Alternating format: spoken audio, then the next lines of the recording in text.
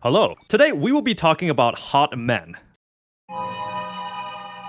Ever since Love and Deepspace cannibalized the entirety of the otome gacha games genre, everyone else has been left behind eating the crumbs that Infold Games left on the table. It's honestly astounding that even though the game has clearly demonstrated there's a huge market for these types of games, that 2 years later after their initial launch, no one is trying to break into the otome gacha game scene with this degree of commitment. However, looking through the data, I can see that there is certainly a game out there that's made some good attempts. Light and Night can be argued as taking the second spot in this elusive market. Their popularity and revenue figures often trail behind that of Love and Deepspace, but during the right events and anniversary celebrations, they can at least compete somewhat on the same terms, assuming these reported revenue figures are accurate.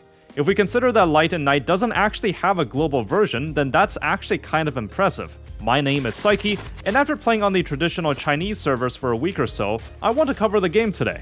So while we wait for the game to come out to the global servers, let's see exactly what Light and Night did to succeed in this market that's largely dominated by one single title. Before I actually talk about the game, I do want to comment on the general state of the female-oriented gacha game genre. Now, believe me, I'm no connoisseur of these games, nor am I the target audience, but I just find it very fascinating how differently they market and appeal to their player base. Historically, female-oriented gacha games have always been a niche genre.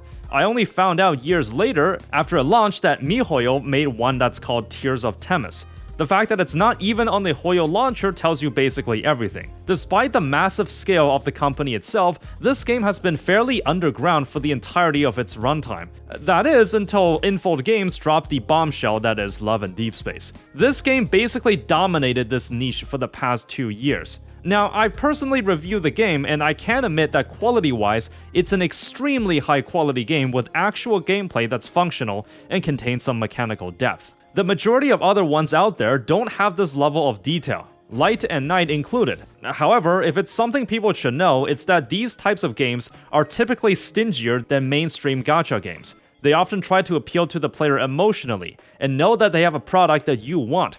Love and Deepspace has basically stood uncontested for the past couple years. The game is not generous, except they can get away with it because there's just nothing else like it that's out right now. We will take a look at how Light and Night does this, but I can say this at this time. There's really not a lot of games that have the quality of what Infold Games has created, this one included.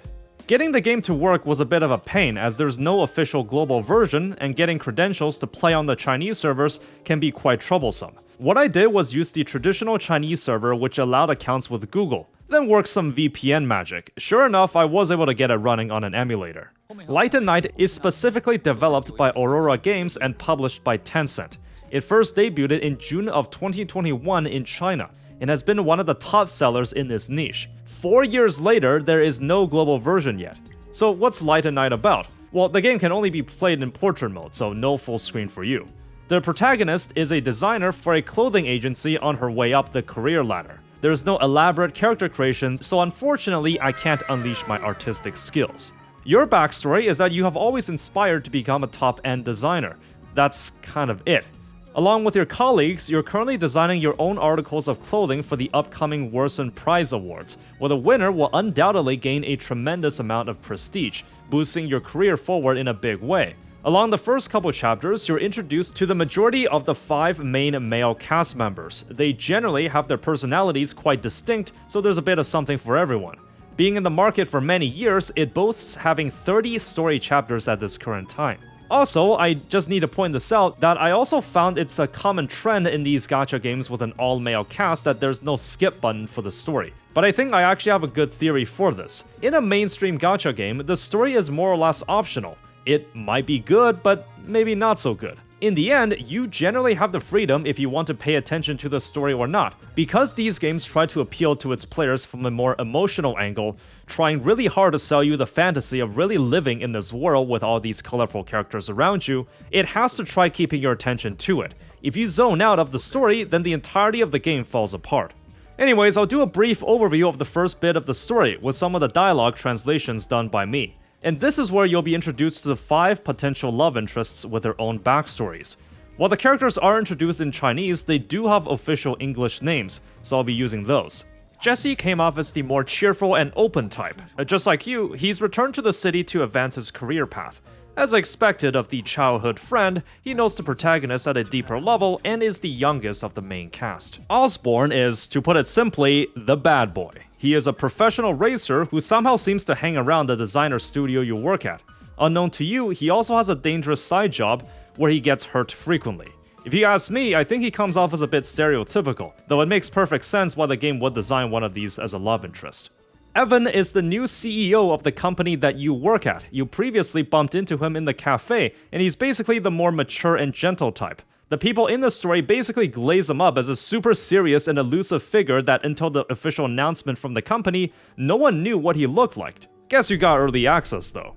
Charlie is chronologically the last one to be introduced in the story. I didn't get to know his style that well since I got most of his backstory from online walkthroughs. He's the heir of one of the world's biggest pharmaceutical companies who also works as a surgeon. Apparently, he's also extremely smart and can almost come off as having too much self-confidence and boastfulness. Serial is the most interesting one in my opinion. He is older, more refined, a top-class designer, and one of the judges at the Warson Prize Awards. And the first impression he gives you is that he literally just shits on your work, calling you undeserving to be a designer. You bumped into Serial again in the hallway, and asked him what exactly was wrong with your work. His critiques can come off as harsh and arrogant, though I thought this was a nice change since he basically presents the harsh reality of this line of work. That hard work doesn't always equate to good work. I was just so taken aback by this when I saw it. Very rarely do I see characterization in gacha games where a playable character that drops from the gacha starts out with such a negative opinion of the player, when they're usually just endlessly glazing you. You get the impression that instead of starting from affection level 50, you're starting from the bottom, and I was actually curious to see how this relationship would play out later. Even the first video call mini scenario you get from him is that he dialed the wrong number and just hangs up on you. During each chapter, you'll make certain choices that can result in different endings depending on how many sun and moon choices you took.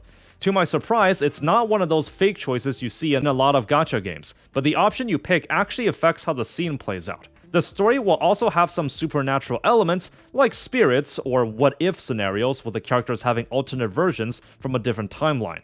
That's the 5 main cast, and any memory cards you pull from the gacha will feature one of them. I went through the first 3 chapters and overall thought it's a good introduction to the world and setting you up to see what each of the love interests' personalities are like. In addition though, there's also the messaging system. I was very surprised to see to just what extent they were willing to create the realistic messaging framework, where its interface is eerily similar to a real messaging app. Sending DMs and discussing in a group chat felt like it went the extra mile to sell, as if you were really interacting with the characters. There's even an imitation of when someone is typing out their text, and you have to wait slightly before receiving it. When you read through certain group chat messages, some characters will even send out red packets for you to claim in-game rewards. That's pretty clever.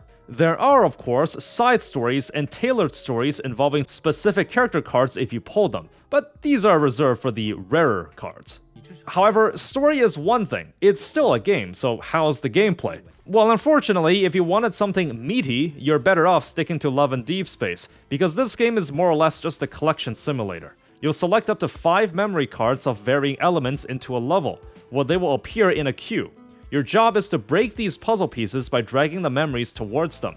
If the element matches, you deal more damage. There's a limit on how many moves you can make, with equipping better cards giving you more. There's also a level timer, which I'm kinda confused by since it's not like flicking the cards faster will give you a better reward.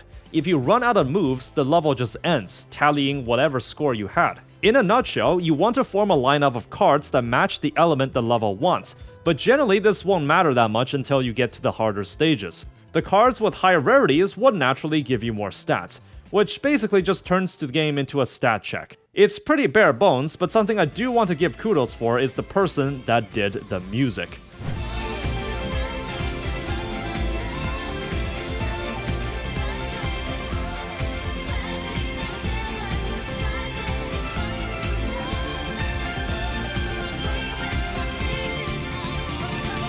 So as you might expect, there's other side modes where a specific love interest's cards get stat boosts, but the gameplay loop is basically the same. The ascensions work the same way, but I mean this is like dating sim, you're not playing this for the gameplay. For Ascension materials, you are allowed to sweep it, and there's no daily cap on how many times you can farm this a day, except each level contains 2 types of currencies, and there's a chance that a farming run just gives you nothing. Rarer cards have a second artwork, and you can switch between whose materials to farm.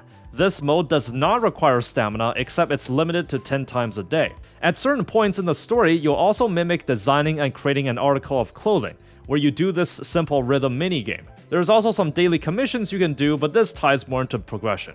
In the separate tab here, you farm for the different materials to level up your memories. It's the same gimmick as using these XP vials for leveling and ascensions. They will naturally give you bigger stat boosts, and for some rarer cards, its second artwork requires its own respective currencies to unlock. I only unlocked the first couple of farming stages, but this is also where the stinginess of the game starts to shine.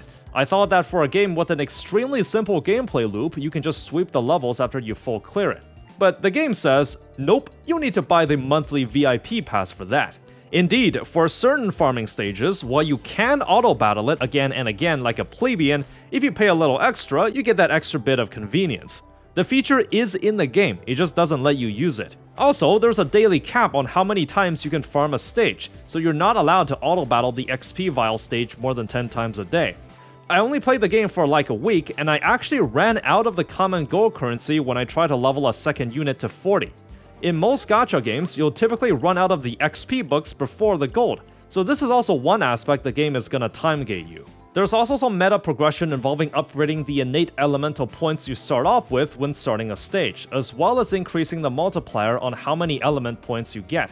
Aside from this, you basically just have to leave your phone idling while it auto battles for you to clear out your stamina. The daily tasks also take on an extra layer of bullshit. I don't know what it is about these otome games, but you'll find that you'll actually have to do a lot of things to complete your dailies, sometimes even requiring 2 logins in the same day. Love and Deepspace gives you stamina, but only if you log in at specific hours. It's somewhat of a similar situation here. These missions actually refresh when you come back later, and even if you complete all of them in one go, you don't have enough points to get all the daily rewards. I don't know the reasoning behind this, but you'll have to go through some more roadblocks before you can claim your dailies. Also, for fully clearing the said dailies, you get 50 Gamba coins, and for one pull, you'll need 300 of those. And now we move on to the heart of the game, the gacha system. Again, I must warn you, if you want to get into these types of games, you're not gonna have a good time as a free-to-play. From what you've seen, this game does an extremely good job of selling you the fantasy of being in this world surrounded by these realistic characters. It knows how to emotionally appeal to its audience. I played the game up until the main cast was fully introduced, around 5 to 6 hours in the story, and I only got enough for almost 30 pulls. You get 10 up front for a small appetizer, even giving out a 6-star memory, but your Gamba income will be very limited. As said before, if you complete your dailies, you only get a measly 50 units of the gacha currency. The gacha rates are... Actually, I couldn't find them in the game. I tried clicking every button, but just couldn't see what the rates were. I was able to find them on an external site. This info is from fandom, so take that how you will. They're listed as follows: 2% for a 6-star, 10% for a 5-star, and the rest of the percentages are reserved for the fodder cards. 60 pulls for a soft pity, meaning the hard pity is 70 for a 6-star. In the cash shop, in addition to top-ups and other monthly subs, you can also buy additional outfits and accessories for the love interests and the protagonist, where you can also edit cosmetics like makeup and earrings. Your character sprite will actually reflect of what your appearance is. Certain packs also require their own currency. However, I was surprised to find that you actually do get a little bit of this just from playing the game, so you can probably get a few freebies every now and then.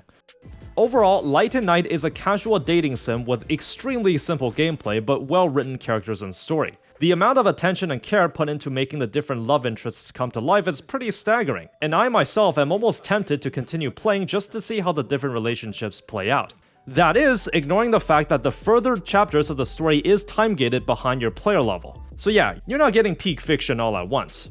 The game pulls a lot of classic tropes of most otome gacha games where the daily tasks and stamina systems are weirdly inconvenient to clear out, and of course some stingy gacha rates. Over the past week or so, I've been combing the market for anything that can contest Love and Deepspace in any way, And while I felt Light and Night was overall a fine game for this niche, I do feel the overly simplistic stat-based gameplay and the art style that's quite similar to other games, it's understandable that despite pulling in some decent numbers, it still stands no chance at competing with the market's giant. Whether it comes to global is up to Tencent's discretion, but it's been a while and there's no leaks or news that it is arriving globally. I'm not sure if it's because of certain publishers think this sort of game just doesn't sell in the West, because that's clearly not true. The global version of Love and Deepspace is literally the second best earner behind China's, so the market is there. For now though, the female-oriented gacha game genre will continue to be dominated by one title, and I am genuinely curious to see how much longer it'll take before another ambitious developer sees the potential